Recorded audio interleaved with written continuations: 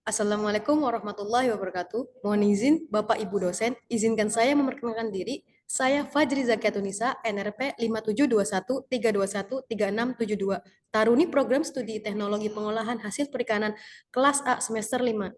Di sini saya akan memaparkan materi mengenai model dan jenis komunikasi bisnis untuk memenuhi tugas mata kuliah komunikasi pada industri perikanan yang diampu oleh Ibu Agitya Maulani, STPMP. Baik, yang pertama yaitu pengertian dari komunikasi. Komunikasi merupakan proses pertukaran informasi antar individu melalui suatu sistem seperti simbol, sinyal, maupun perilaku dan tindakan. Sedangkan komunikasi bisnis adalah komunikasi yang dilakukan antar manusia maupun antar institusi yang berkaitan dengan pertukaran barang atau jasa untuk memperoleh profit.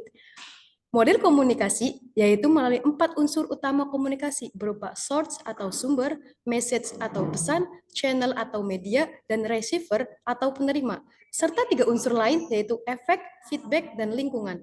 Komunikasi dapat terjadi melalui unsur-unsur tersebut, yaitu sumber yang berasal dari komunikator yang kemudian menyampaikan pesan dengan perantara media hingga sampai kepada penerima yang disebut komunikan.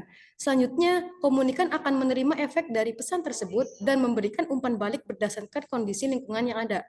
Apabila komunikan memahami pesan dengan benar dan memberikan respon sesuai dengan yang diinginkan komunikator, maka komunikasi tersebut dapat dinyatakan sebagai komunikasi yang efektif. Berikutnya yaitu jenis komunikasi. Komunikasi terbagi menjadi 2 jenis, yaitu komunikasi verbal dan komunikasi nonverbal. Komunikasi verbal adalah komunikasi yang digunakan untuk menyampaikan pesan dengan menggunakan bahasa, baik secara tertulis atau lisan. Dalam dunia bisnis, komunikasi verbal memiliki porsi besar karena ide-ide, pemikiran, dan keputusan lebih mudah disampaikan secara verbal dibandingkan nonverbal. Komunikasi verbal bisa dilakukan dengan 2 cara.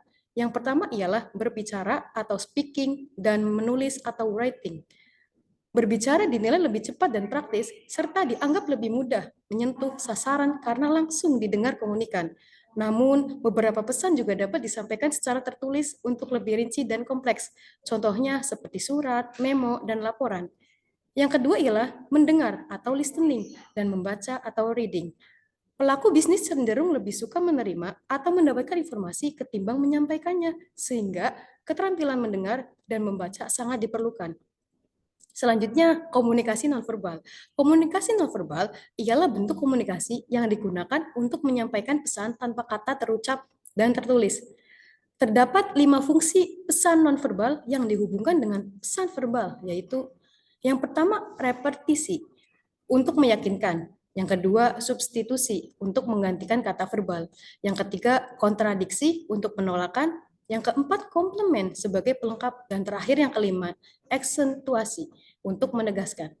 Untuk komunikasi nonverbal dapat berupa bahasa, simbol, sentuhan, bahasa tubuh, intonasi, suara, ekspresi wajah, seragam, dan sebagainya.